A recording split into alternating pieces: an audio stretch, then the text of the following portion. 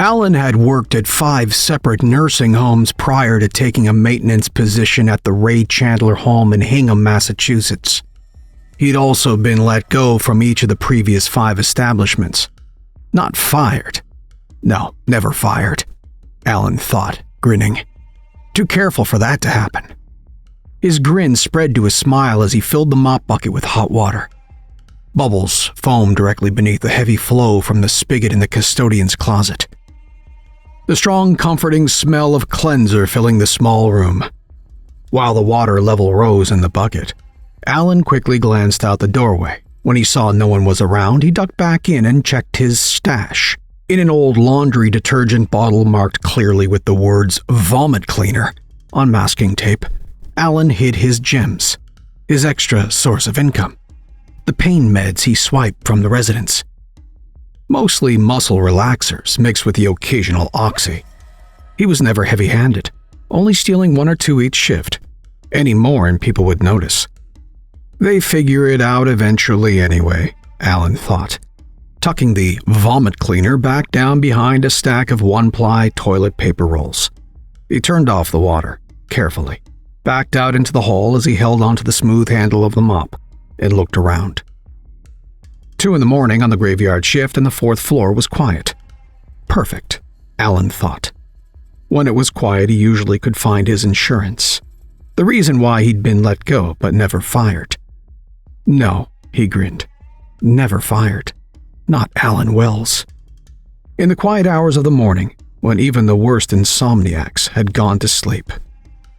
The nurses and staff showed they were worse than the group of hormone-riddled teens at a boy-girl sleepover.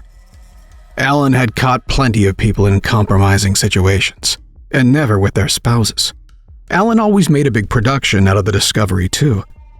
"Oh, I'm so sorry," he would say. "This is so embarrassing." He would scurry out of the room or office. He never took pictures. Pictures could be seen as evidence of blackmail. He smiled and thought, who needs pictures? They live in fear of me telling their husband or wife. Fear of me going to the press and saying, "I was fired, 'cause I caught Nurse Nancy with Dr. Dan." The idea of it made him chuckle. Any sort of investigation would show he didn't use the pills he stole but sold them instead. He had a different addiction, a problem with horses, and how they ran. "I never pick a winner," Alan sighed, shaking his head. He didn't want to go to the papers. It would have been bad for everyone.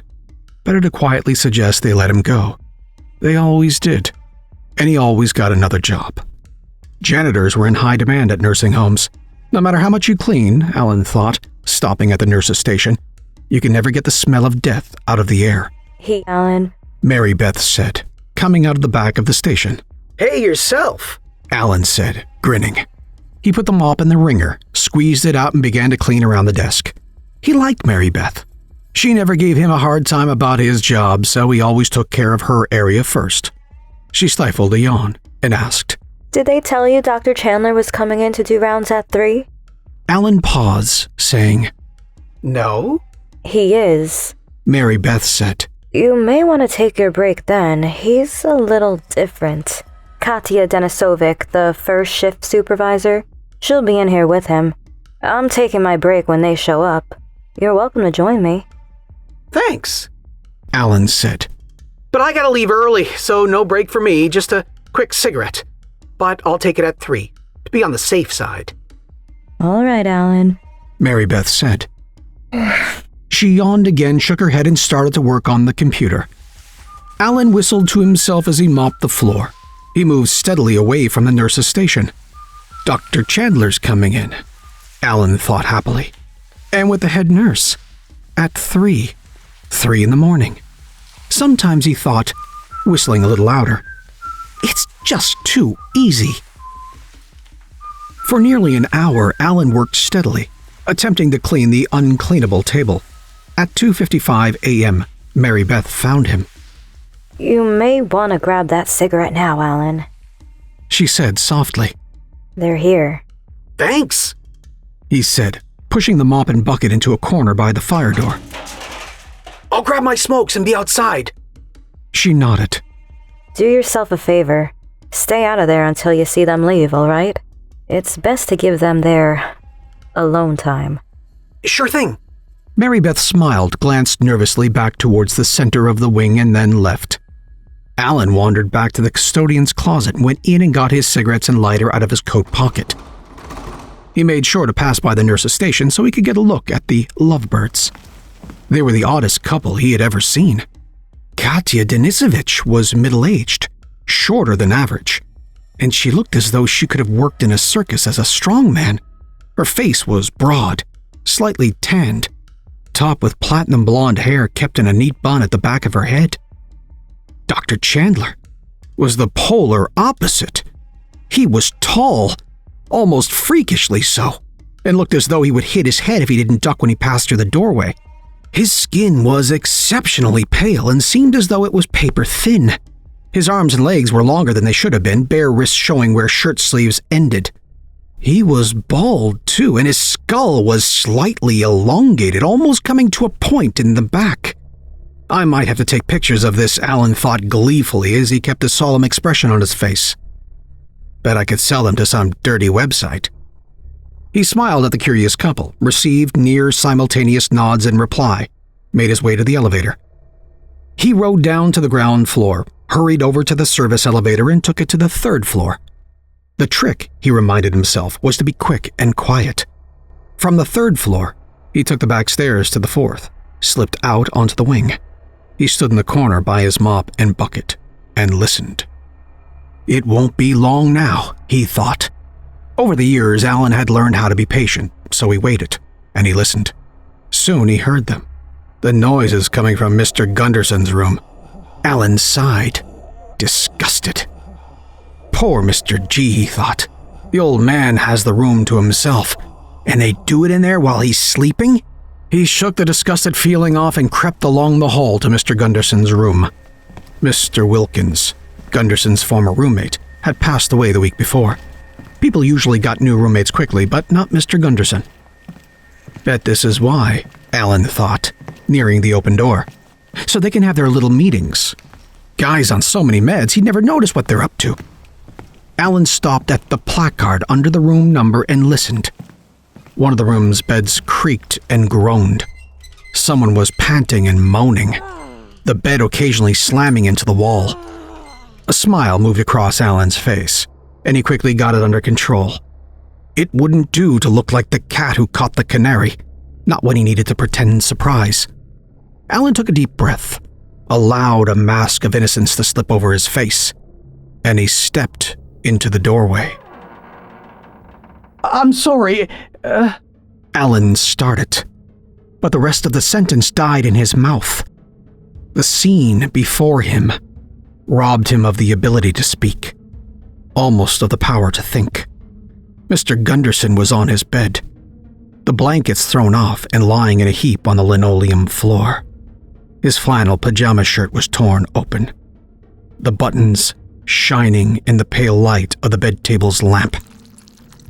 Pale skin splashed with dark red blood greeted Alan's eyes, as did the sight of Katya Denisovich perched on the old man's frail legs.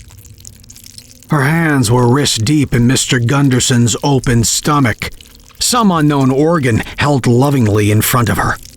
The same blood which stained the old man's flesh was spread around her lips, the muscles in her jaw moving steadily as she chewed her grim food. And Katya was looking at Alan. Her eyes were a brilliant, breathtaking blue, and Alan found he couldn't look away from her. She swallowed, took another bite of the recently deceased Mr. Gunderson's inner works, and never took her gaze from Alan. "Run," he told himself. His legs wouldn't obey. "Turn around and run," he commanded. His body refused, and he remained perfectly still, unable to move or stop watching the horror before him. The whisper of a footstep reminded him of Dr. Chandler. The tall man ducked his head and stepped out of the darkened bathroom. He looked curiously at Alan and then to Katya. The doctor's voice was deep and grating as he spoke to the woman, the words unintelligible, a language Alan had never heard before.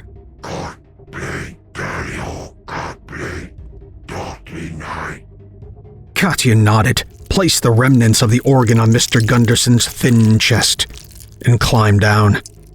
Dr. Chandler's large hand wrapped firmly around Alan's bicep, and suddenly Alan was walking. His steps were mechanical, obeying someone else's command. He was marched drunkenly to the bedside of the late Mr. Gunderson and forced to stand in front of Katya. The woman picked up a wet wipe from the bed table, tore the small package open and removed the thin, soft paper from within. In silence, she unfolded it, the sharp smell of the cleanser stinging Ellen's nose. With careful, delicate movements, she cleaned the blood from her face and hands. Finally, she deposited the wipe upon the organ and looked at Alan. "Well," she said, smiling at him. "This is quite the predicament we find ourselves in, is it not?" Alan wanted to answer, but found he couldn't. "No, Katya said. you can't answer me. I don't want you to. I've heard enough whining from the likes of you for one day. The amount of prattling you do all is mind-numbing." Dr. Chandler asked her a question in their strange language.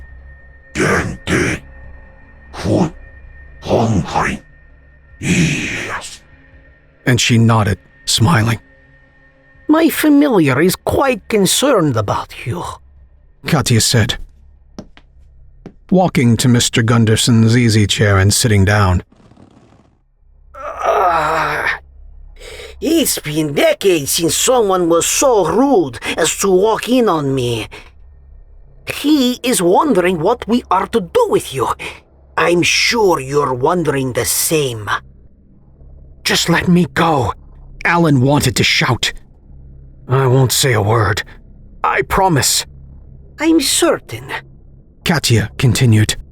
that right now you're saying you'll keep your mouth shut. And I do believe you, by the way. You are quite frankly rank with fear. I know when someone tells the truth and when they don't. When they mean what they say and whether or not they'll be able to do what they promise. And you, Alan, you mean what you say, and you would do it as well. Oh, thank God, Alan said. Tears welled up in his eyes. He felt joy and relief rush through him simultaneously. That being said, she said, smiling, I'm not letting you go. A cold wall of fear slammed into Alan. No, not at all. Because of your modern society, I'm forced to feed on the likes of this, she said, gesturing towards Mr. Gunderson's corpse. Younger, though not necessarily fresher meat is so rarely available to me. And to think that Baba Yaga has been brought down so low. Mr. Chandler spoke, and she shrugged.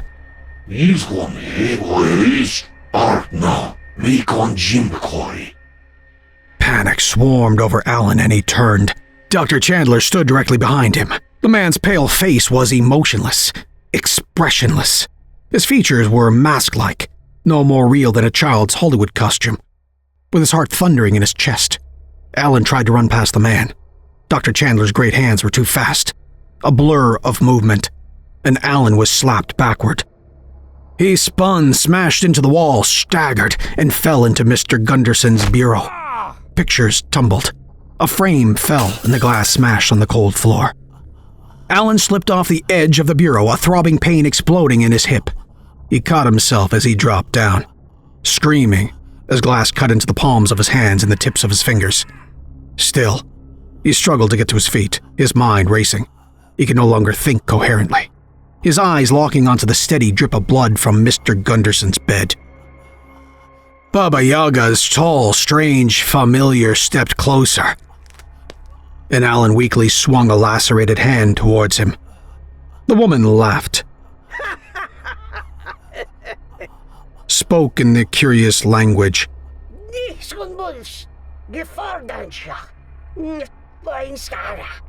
And her tall familiar responded with a foot to Alan's ribs. Alan gagged, bile springing into his mouth, his ribs breaking beneath the force of the blow. He dropped painfully to the floor, glass cutting deeply into his face. Seconds later, Alan felt himself being picked up easily by Dr. Chandler, the strange man cradling him against his chest. For the first time, he realized the doctor was cold to the touch, and that there was no heartbeat to hear beneath the man's breast. Oh, Christ, Alan thought. Oh, Jesus Christ, what have I done? I didn't mean it. I didn't mean any of it. Christ almighty, it isn't worth this. The sounds of Baba Yaga's feast filled his ears, and Alan, gasping for breath and unable to move or scream, wept as he was carried from the room.